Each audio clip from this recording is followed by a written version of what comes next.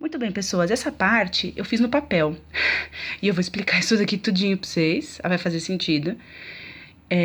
Então vai ser no papel mesmo, porque até eu conseguir fazer isso no computador, deve ter algum programa que faz. Eu conheço um que faz, mas, eu vou demorar tanto tempo nesse computador, ele é tão ruim que eu fiz no papel mesmo pra facilitar a vida.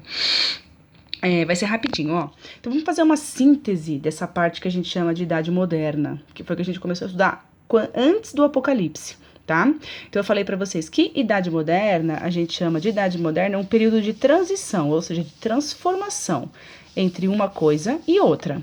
Então o que transformou aí?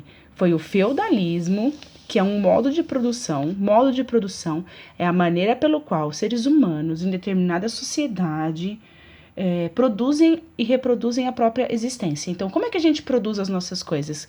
Como é que a gente produz os itens que a gente precisa para sobreviver? A gente produz para lucrar ou a gente produz só para poder comer e sobreviver? Nessa produção, todo mundo é igual ou tem divisão do trabalho? Tem gente que faz trabalho mais pesado, gente que faz trabalho mais simples. Então, tem toda uma maneira de viver. Lá no feudalismo, você lembra que tinha os nobres que faziam a guerra, os servos, que era quem realmente trabalhava e sustentava todo mundo, inclusive o clero. E agora, no sistema capitalista, que é o sistema que a gente vive hoje, você não tem nada disso. Então, essa época moderna vão acontecer várias coisas que vão proporcionar essa transformação de viver de uma maneira para outra maneira, tá? Então, o que começa a acontecer na Idade Média ainda, lá no feudalismo? Os burgos. Os burgos são cidades medievais, certo? Que eram aquelas cidades que estavam vendendo o excedente, aquilo que sobrava no lá nos feudos, o que era uma coisa muito que não pertencia ao mundo feudal. E esses burgos, eles eram habitados por burgueses, tanto que o nome burguês vem de burgo.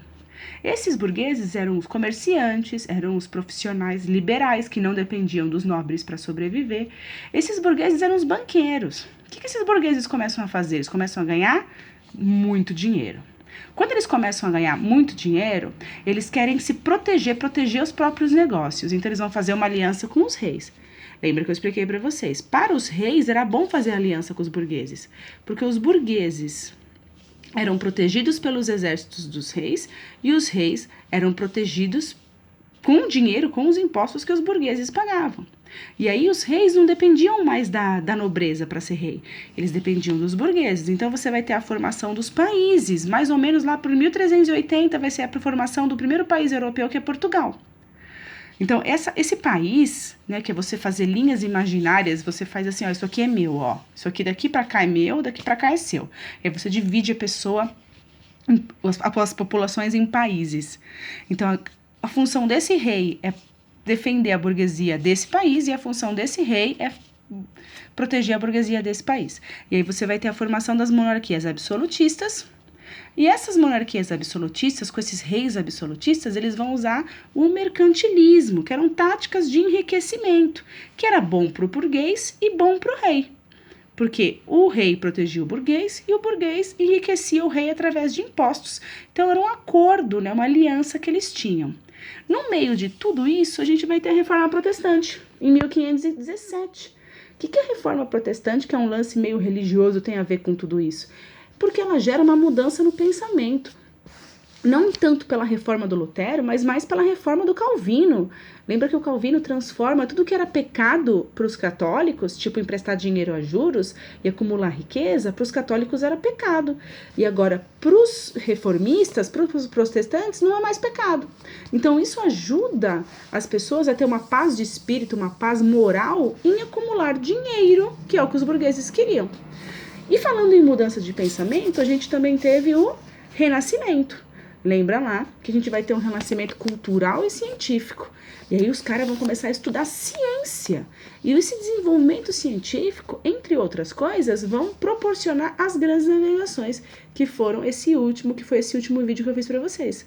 As grandes navegações vão proporcionar para os europeus novas terras, nova exploração, novas possibilidades de comércio e acúmulo de riqueza.